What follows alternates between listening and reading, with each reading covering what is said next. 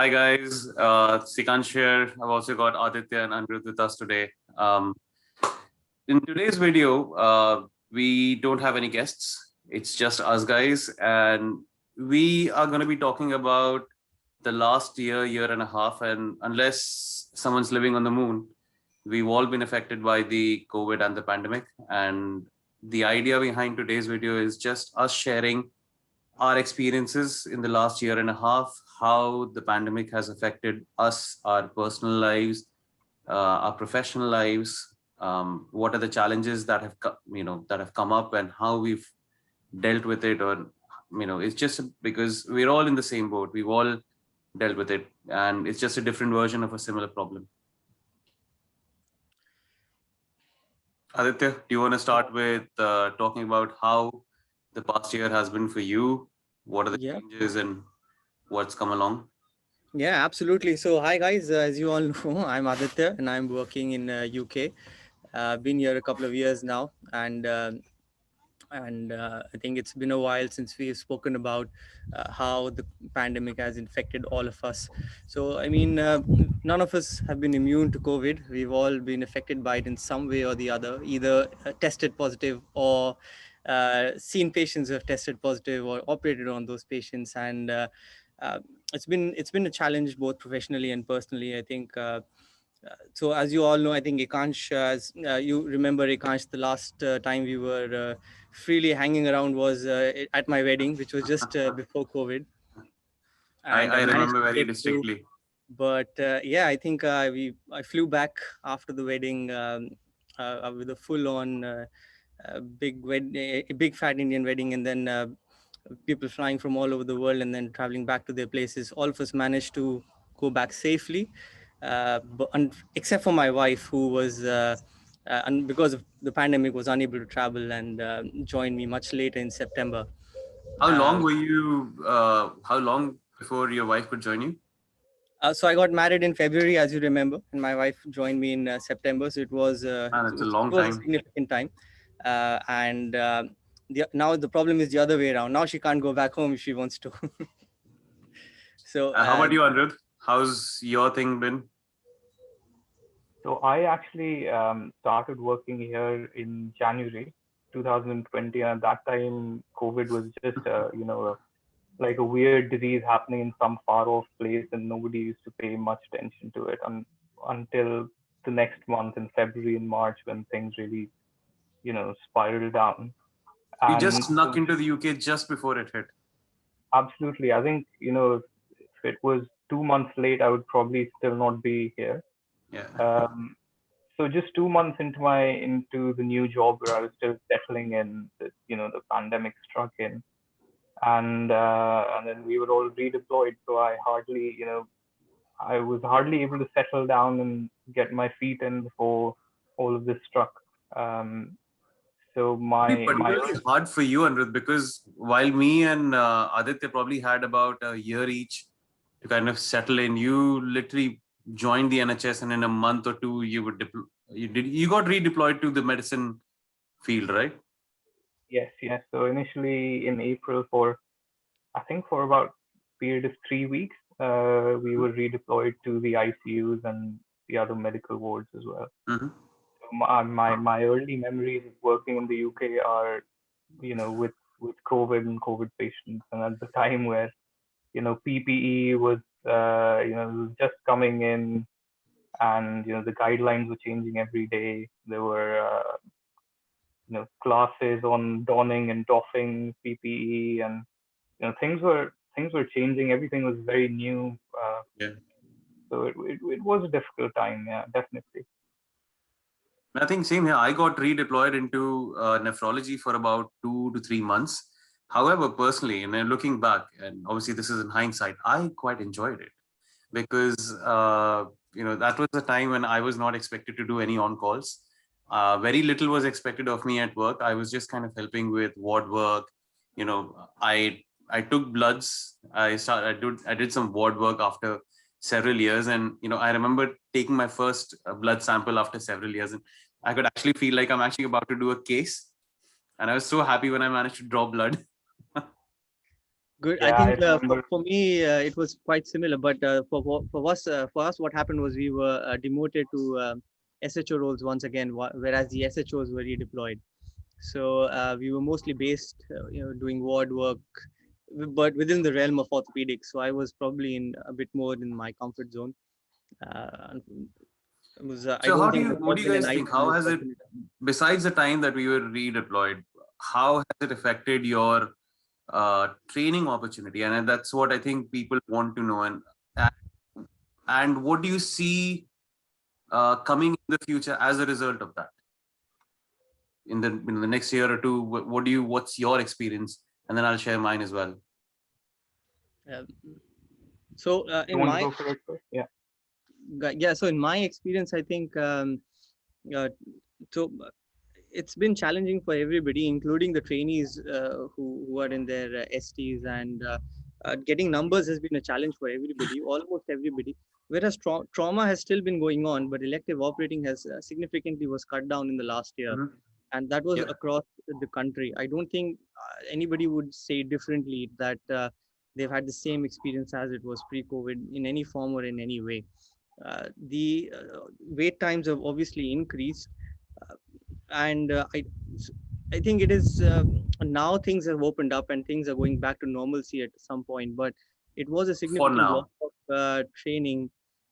Yes, for now, but in the last year, I think most of us have lost out on significant time with regards to getting operating, as well as the shift of and the focus going towards consultant-led clinics, as well as theaters, Absolutely. as well as Absolutely. electives. That I think has affecting all of us with regards to our getting those hands-on experiences. What about you, Andrew? How's Yeah, your experience been?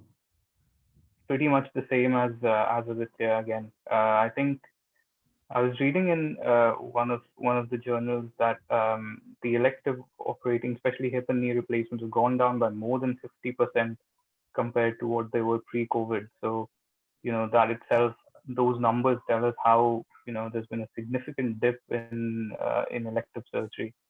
And so obviously all of us have lost out on getting the opportunity to be in theaters and, assist or perform those cases.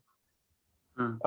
In terms of trauma, I think theater time became very precious at the time when COVID was at its peak. So I think, um, especially as non-trainees, I think one was at probably the lower end of the pecking order to be, We're you slightly know, disadvantaged if you're not a slightly trainee. disadvantaged. Yes, exactly. So, but I think, I mean, now things are coming back to normal. There are extra lists being done. There is Mhm. talk of, assigning one case as a training case in every list. Oh, really? So I Okay.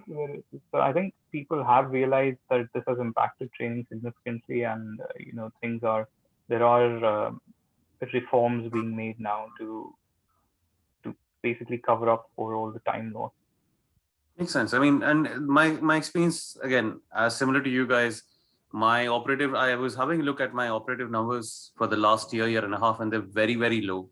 But then again, I can't really complain because you just have to look at the bright side. You'll have to try and take out the positives out of it. I'm currently doing a hip job, and as you said, in normal times, the numbers that I would be doing would be significantly higher. I feel I'm quite lucky to have a very good trainer that I'm working with currently, and even then, I've struggled to get my numbers up because not because of the lack of, uh, you know, the opportunity that my trainer gives me, but because of lack of operating time, um, you know, operating staff and theater staff having to shield or having to go off, which has led to lists falling down at very short notice. And as you said, there's talks of weekend lists coming in where they call it the weekend initiative lists and stuff.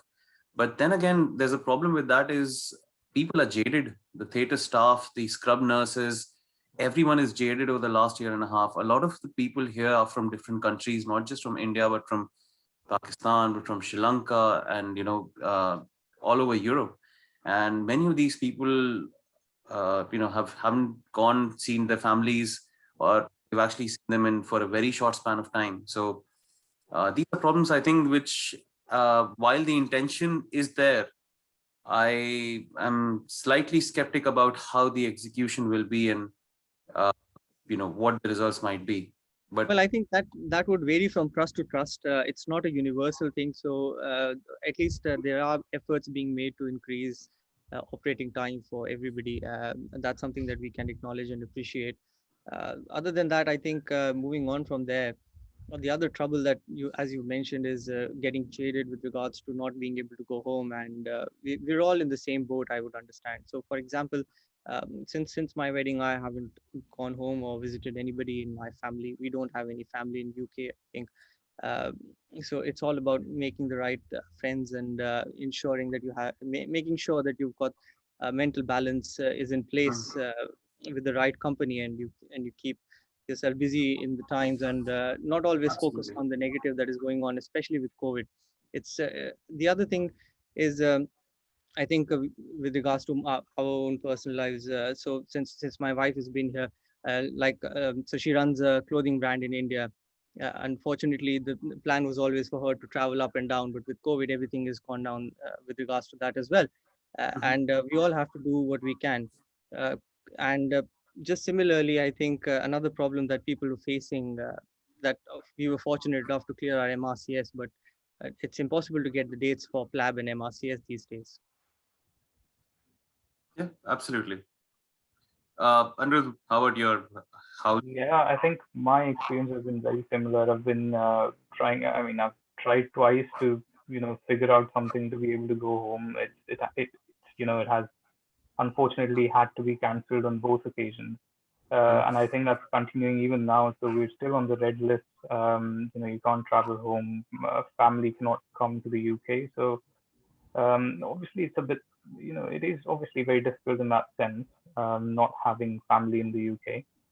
Um, the other way it has affected me is that I was changing jobs at the time when the second wave was peaking, and there was quite a lot of official stuff to be done in terms of getting a new visa. um, I had to wait ages to get an appointment to get for my biometrics in London. That took a very long time, and then my driving test as well. So Mm, unfortunately, you can, as you guys know, you can drive on a non-UK license for a year, and then that becomes invalid. And you, in that mm, period, you have to pass your theory and practical driving tests to get a UK license. Because of COVID, all driving tests were cancelled, and as a result, the waiting times increased to months. So if you applied today, you would get a practical driving test 6 months later. And because my work involved a lot of traveling, that suffered. So I had to rely on public transport, whereas driving would have been much easier.